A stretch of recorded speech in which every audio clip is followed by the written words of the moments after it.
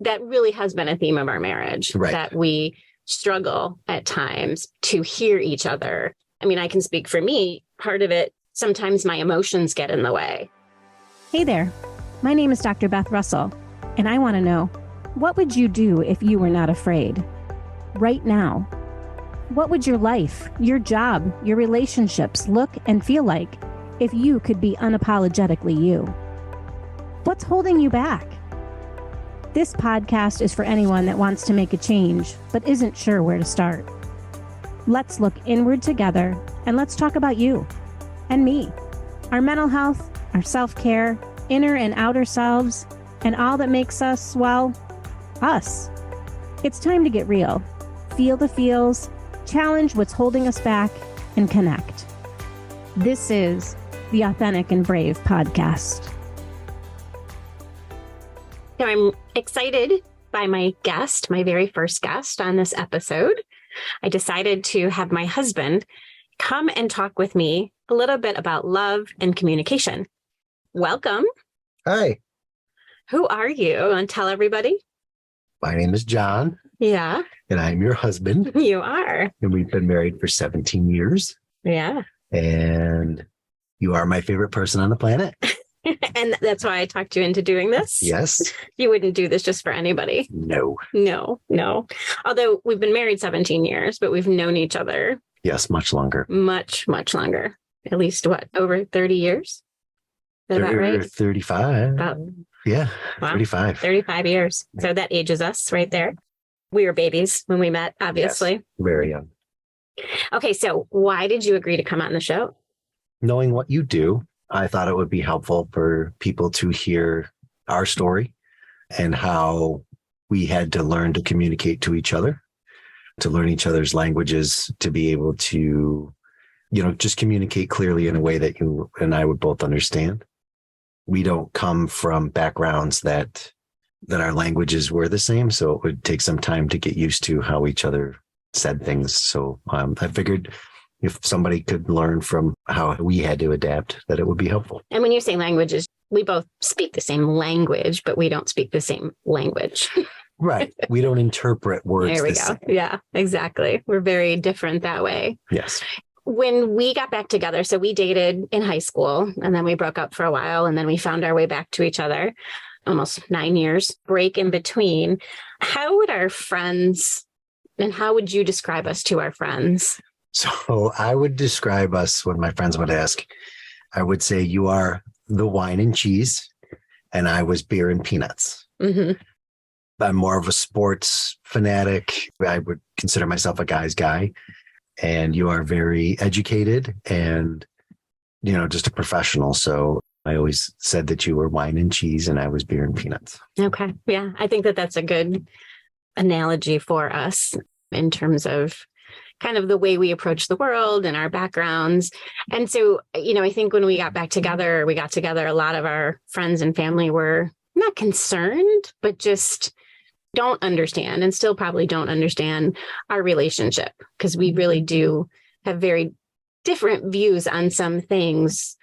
And so it's hard sometimes for people and even for us to communicate at times. Yes. What would you say is the most important part of how our relationship works? So to me, why we are able to work for as long as we've been going As long as we've been going, yes. is because we've learned to communicate. It's taken a long time to understand how you need to hear things. So I had to adjust how I say things in order for you to interpret them. And vice appropriately. versa.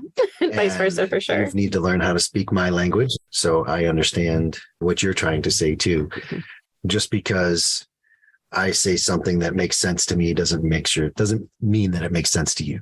That makes me think of one of my favorite stories about our communication when we went to pre-Cana. Yeah. You and I met when we were kids through the church. And so religion and spirituality has always been kind of a part of our relationship, more so spirituality than religion now. Right. But we did get married in the Catholic Church. And so we had to go through formal counseling.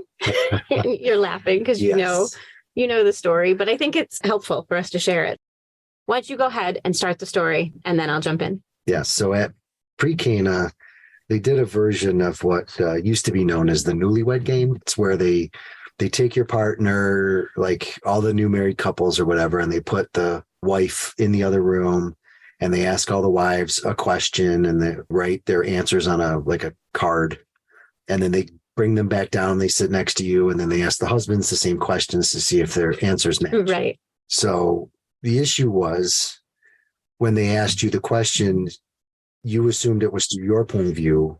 And when they asked the questions to me, it was through my point of view. Right.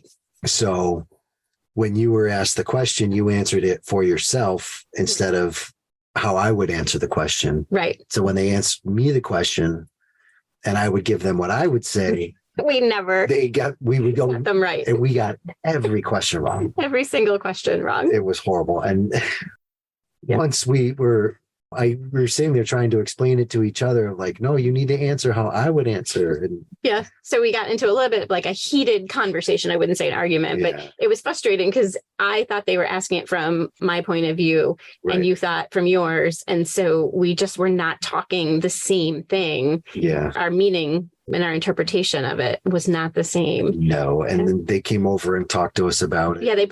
Two of the leaders pulled us aside and sat us down and told us that we should probably think about waiting to get married because we really didn't know each other as well as we thought we did. Right. And then when I asked the questions, to you got all the questions right. Like, it wasn't like we didn't know the answers to the question. Right. It was the way that they had been put forward and the interpretation of them. Yeah. And we should have known then that it was going to be a battle. Theme for a while, for a few years. And that really has been a theme of our marriage, that we struggle at times to hear each other. I mean, I can speak for me. Part of it, sometimes my emotions get in the way, or things I learned from childhood or took in and could cloud how I'm hearing things. So you could say something and I interpret it completely different than what you're saying. Yes. And vice versa. I can make a comment on, wow, it's really nice and sunny outside. And you'd be like, I'm freezing. I'd be like, the sun has nothing to do with how warm or cold it is right now. I'm just commenting that it's bright outside or something like that. So, right. Yeah. We've had to really adjust the way we listen to each other as well as how we speak to each other. Yeah. How we speak to each other. Why would you say that communication is so important in our relationship? It's really important because you and I both need to hear certain things, just reinforce that, we are loved and we're thinking about each other. And to make sure that we're checking in with each other, we have to make sure that we're communicating appropriately. I always try to make sure that I ask you how your day is. Mm-hmm. There's times where I forget to ask, and it used to lead to me interpreting it that you didn't care to ask, that you didn't see me, or that you didn't care enough to ask me, when really you had a busy day. We would get going with the kids or something. And it just, the time wasn't there. I mean, we went through a really rough patch. Mm-hmm. And, me being a therapist, being a social worker, I believe in therapy. Yes. And can you, from a kind of male's perspective, talk a little bit? So often our friends are having problems in their marriage, or they're having communication issues, and they don't want to go to therapy. Right. They're anti-therapy. That's for women, or that's for other people. It won't work for me. Can you just talk a little bit about our process? Yeah. First, hearing about therapy and trying to make good by it, I guess, right? You realize you're having communication problems and you want to be able to communicate more clearly to get the right message across that you're trying to make. Because sometimes, we get frustrated and we have emotions, and the emotion is what's communicated instead of the actual words we're trying to communicate. So going to therapy was good for us in helping us understand some things. Well, specifically me, right?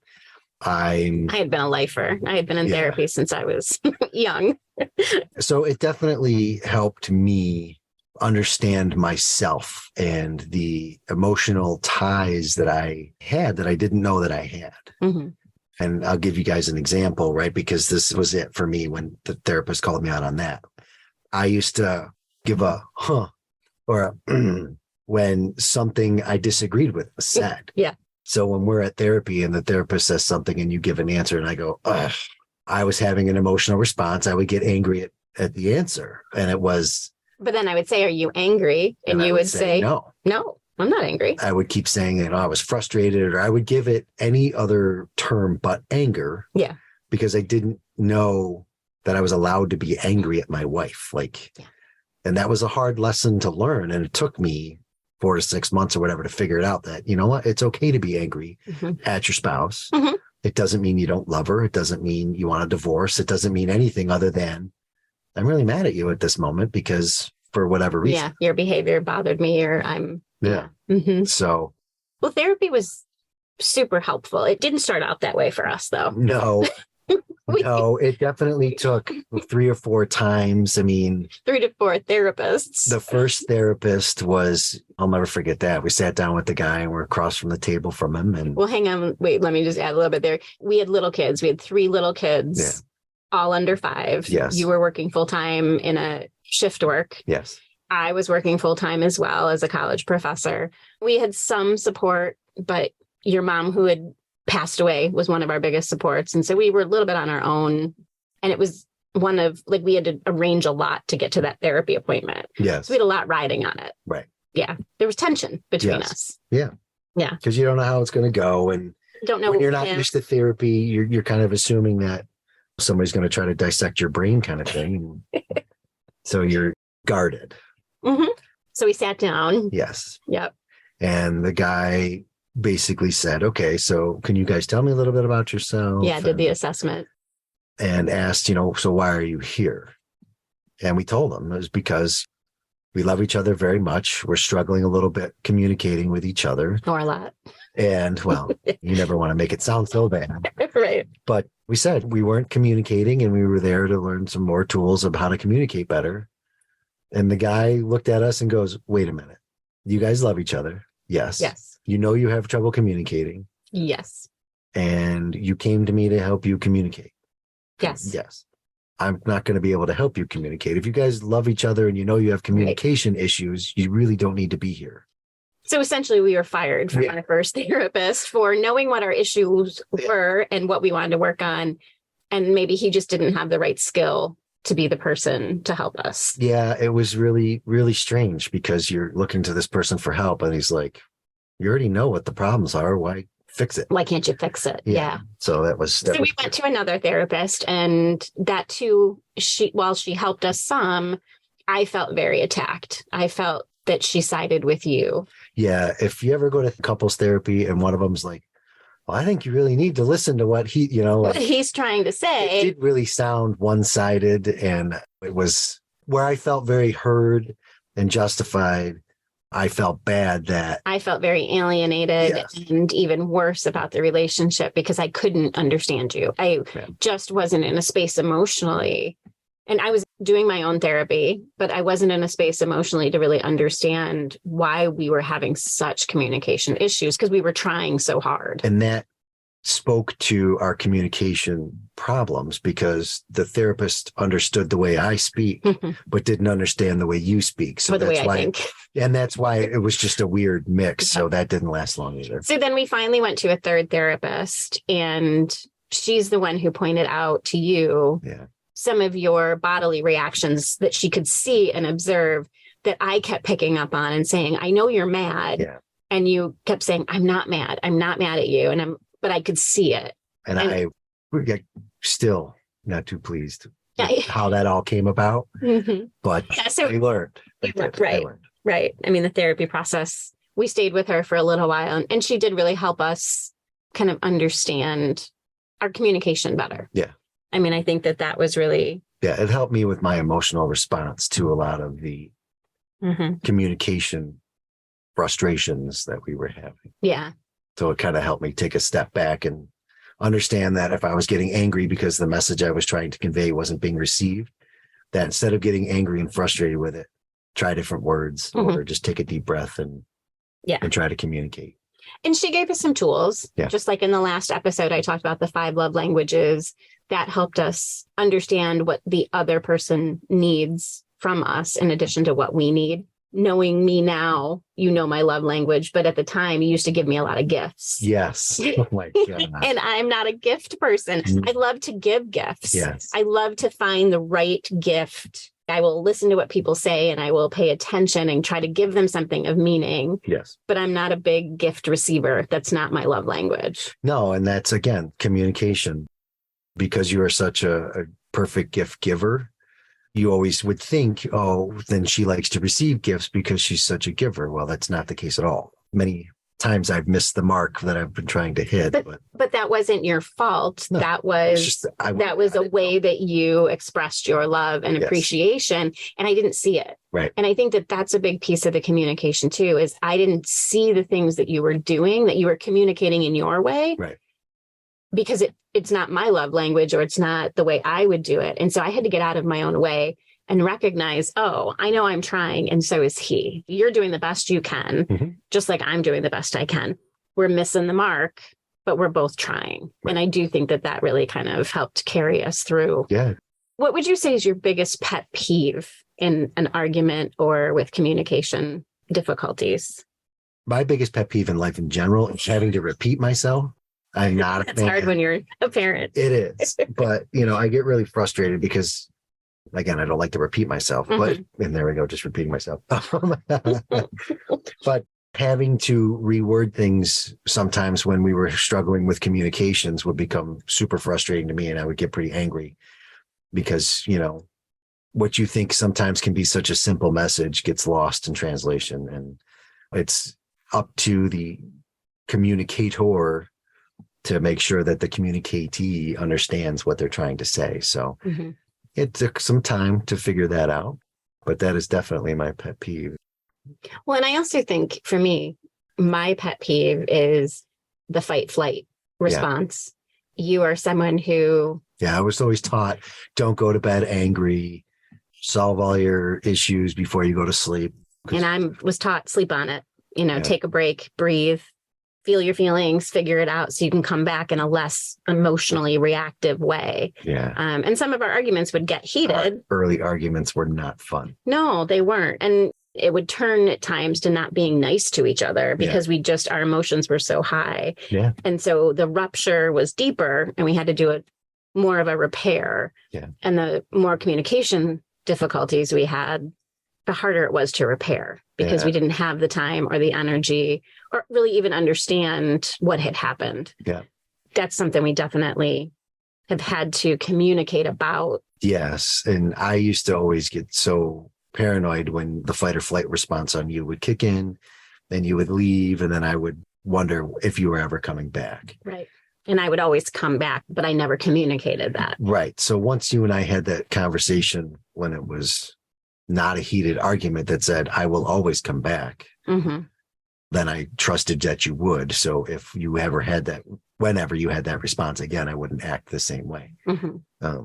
With the podcast and things, I'm always looking for tips or tricks for people. One of the takeaways from today would be to talk about if you have that fight flight. Yes. And talk about it in a time when there's not the tension. Yeah. There's not a heated argument or really high emotions, but like, hey, this is how I process. So if we do get into something, I may need to say, I need a break. Yeah. And I will come back in 30 minutes, an hour, a couple hours. Yes. Depending on what they need. What I always needed was to make sure before she left that I got to say my piece. And that does still drive me nuts at times. Got to get that last word in, but I understand it now. It doesn't always mean it's easy. And it doesn't mean that I'm not mad at you for it at times, but it does mean that when we come back, we can repair that and understand that. Yeah. Yeah. So to kind of sum up some of what we've been talking about, I think we've learned that when emotions are high, it's hard to communicate. Yeah, because most people remember the emotion that comes, not the words that are said. So if you're trying to make sure that the words matter, you really have to watch the emotions that come with it. Because in order to convey the right message, you have to make sure they're hearing that message, not hearing the emotion that goes with it. Mm-hmm.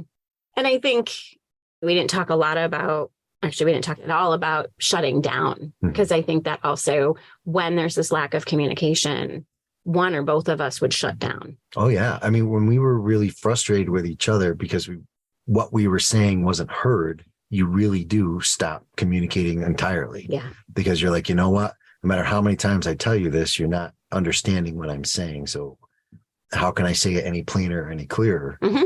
And then getting angry over that wasn't very helpful. And yeah. And I think in talking with people, our friends and other people who are married, I mean, one of the reasons we work is because we talk. Yeah. And we do spend a lot of time going over not just the kids' schedules and the daily stuff, which we do a lot of that, yes, especially with 3 kids. But we also, and sometimes it's at night when we're going to bed and I want to talk and you want to go to sleep because I need to process right before I go to bed, brain dump so I can go off to sleep. But that we take that time now that the kids are a little bit older. We sneak out for dates, and sometimes it's grocery shopping together or it's a quick cup of coffee or to drop the kids off wherever. Right. Yeah. We both ride in the car together. 5 minutes of conversation. But our communication is a work in progress. It's something that we still have to work on. We recognize when we're not spending time together, that also really impacts our relationship and our connection. Yes. And our ability to be, just to be intimate with each other and talk about things that matter to us. Yeah, definitely. Mm-hmm. Now, after almost 18 years of marriage, yes. How would you describe our relationship when people ask? Would you still say beer and peanuts and wine and cheese? And I can't take credit for this because you're the one who said it. Yeah, right? when we were talking about it the other night. Yeah, tacos and margaritas. Tacos and margaritas. You love tacos. I love margaritas. Yeah. But it is, right? It's about finding those things that we can share. Yeah. You still are a sports guy. Yep. You still will go to any game possible. I'm still happy staying at home, reading a book, or maybe going out for a drink with one friend, that sort of thing. So that common ground, we've worked at it and we'll continue to work at it. Yes, definitely. I mean. All right. So I got to ask you this last question. Now it's a good one. How would you describe being authentic in communication and brave? Because that's what this podcast is about. Okay. How do you know you're being authentic and brave when it comes to communicating? I would say because you're being honest. So once you're, again, and I highly recommend anybody who think about the emotion that comes through with the messages that you're trying to say, because a lot of times it really does get lost in the emotion. But you got to be brave enough to understand what the emotion is and separate the emotion from the words, because it's really hard to receive the communication. Think about any dog you've ever yelled at, or your kids when they're doing something they're not supposed to do. And because once you raise your voice, they get scared, and you could tell them, I'm going to give you $10 and they'll still be scared, right? Because you're yelling at them. Right. So you really have to watch the emotion that goes with what you're communicating. And that way you got to be, again, brave enough to remove the emotion from the conversation to allow other people to see your authentic self so you can actually be heard. Yeah. Thank you for coming on the podcast. You're welcome. I was so excited when you said you would do this. I'm hoping that you might consider coming back again another time. You could convince me. Okay, good. All right. Thank you all so much for tuning in. This has been the Authentic and Brave Podcast. Thanks so much for tuning into the Authentic and Brave Podcast. If you want more, head over to the authenticandbravepodcast.com for show notes and sign up for the mailing list so you'll never miss an episode. If you're looking for inspiration, connection, and people like you and me, be sure to join my exclusive community on Facebook. The link's waiting for you at authenticandbravepodcast.com. This is Dr. Beth Russell signing off. See you next time.